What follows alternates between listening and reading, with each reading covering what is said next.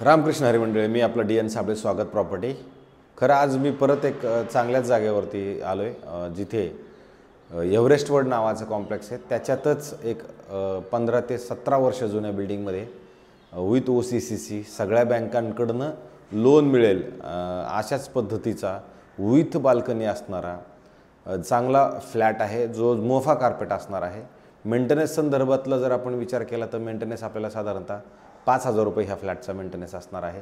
Swimming पूल वगैरे बनवलेला आहे, पण सध्या स्विमिंग पूल आणि जिम वगैरे ह्या ज्या गोष्टी आहेत त्या चालू नाही येतं. त्या चालू होण्यासाठी पण मला असं वाटतं एक वर्षभराचा अवधी नक्की जाईल. खरं जुनं आहे ते, मध्ये कोरोनानंतर बंद पडलं त्याच्यामुळे ते बंद आहे, दुसरं काहीच कारण नाही आहे. पार्किंग जे तुम्हाला मी सांगितलं त्याच्यामध्ये दोन आहेत, तर त्याच्यातली एक कार पार्किंग आहे ती कवर्ड आहे, दुसरी आहे ती ओपन आहे.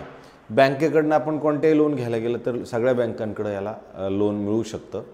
ठाणा स्टेशनपासून अंतर एक साधारणतः 5.5 ते 6 किलोमीटर अंतरावरती. भाजीपाला, डॉक्टर्स, हॉस्पिटल ह्या सगळ्या गोष्टी साधारणतः अर्धा किलोमीटर म्हणण्यापेक्षा मी 5-10 मिनिटाच्या अंतरावरती. शाळा म्हणा किंवा मग हॉस्पिटल्स म्हणा, या सगळ्या गोष्टी आजूबाजूला नक्कीच आहेत.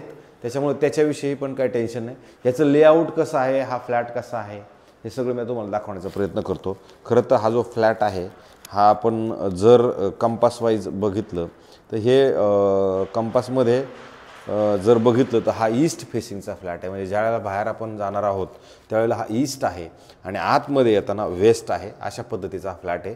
ओनरने मग ह्याच्यामध्ये सेफ्टी डोअरचं ऑलरेडी हे बघा हे काम केलेलं आहे. एका फ्लोअरवरती जर आपण विचार केला तर साधारणतः 4 फ्लॅट आहेत. जुन्या पद्धतीचा फ्लॅट आहे. जुन्या पद्धतीचं इन द सेन्स याला बघितलं तुम्ही तर 2 लिफ्ट आहेत आणि एक स्टेअरकेस आहे.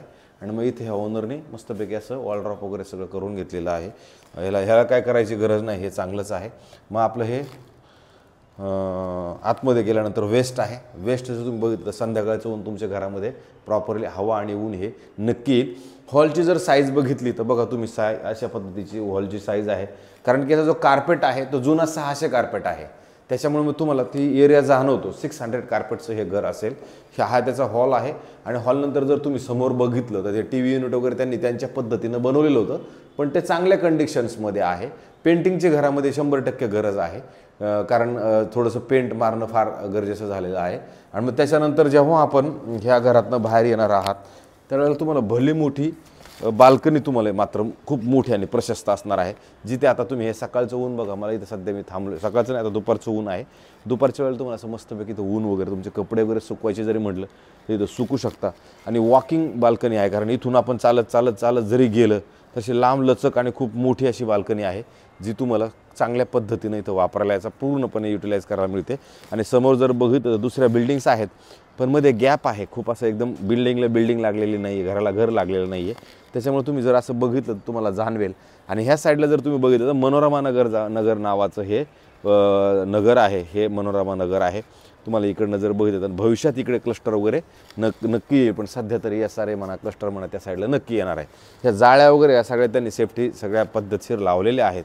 पण फक्त आपल्याला समजा इकडं बघितलं हे बघा, ही बाल्कनीची स्पेस पण आहे. अशी एवढी मोठी जागा, एवढ्या मोठ्या बाल्कनी आता आजकालच्या घरांमध्ये तुम्हाला मिळत नाही. ह्याच्यामध्ये ही खासियत आहे. आणि मग नंतर आपण ज्यावेळेला हॉलमधनं ह्या साईडला येणार आहोत तर तुम्ही ह्या साईडला बघा डायनिंगसाठी थोडासा स्पेस आहे. तर इकडे तुमचं किचन आहे, जे किचनही मोठं आणि चांगलं प्रशस्त आहे. याच्यात गॅसची पाईपलाईन वगैरे आलेली आहे, गॅसची पाईपलाईन पण आलेली आहे. आता हे राहिलं तर हे थोडंसं इथं पेंट वगैरे उखडलेलं आहे, पेंट थोडा गेलेला आहे, कारण हे विटांचं बांधकाम होतं. विटांचं बांधकाम असल्यामुळे त्यावेळेची रेती थोडीशी लागल्यामुळे ते रेतीचा जर खाडीची रेती असेल थोडंसं त्या टाईप तुम्हाला होतं, जिथं आता तुम्ही बघितले तसं. बाकी हे त्याचं बाथरूम असणार बघा, हे पद्धतीचं बाथरूम आहे, वॉशरूम टॉयलेट. आणि मग आपण ह्याच्यातनं ज्यावेळेला बाहेर येणार आहोत त्यावेळेला तुम्हाला इथे एक तुमचं बेडरूम असणार आहे. जे बेडरूम तुम्ही बघू शकता हे कॉमन आहे, पण चांगलं मोठं आणि प्रशस्त आहे. ह्या लोकांनी इथं मंदिर किंवा स्टडी टेबल वगैरे ठेवलं होतं. आणि हे कपाटाचं कामही प्रॉपरली ह्या साईडला त्यांनी केलेलं आहे.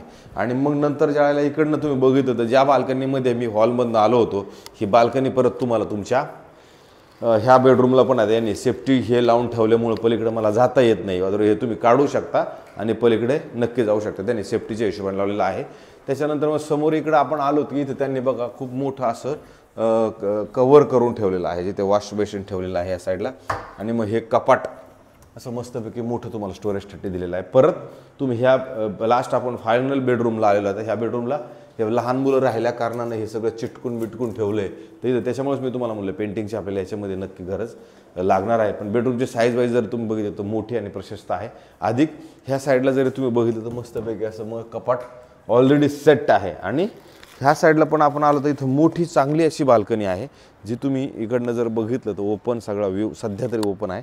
भविष्यात तुम्हाला या सारे किंवा मग क्लस्टर जर ज्याला डेव्हलप होईल तिथे काही ना काही येईल, पण त्याला अजून अवधी आहे, इतक्यात होणार नाही. आणि बाल्कनी परत तुम्हाला इथे ही मोठी आणि चांगली मोठी ही बाल्कनी तुम्हाला इथे नक्की मिळते अशा पद्धतीची. हे बघा इथे बघू शकता.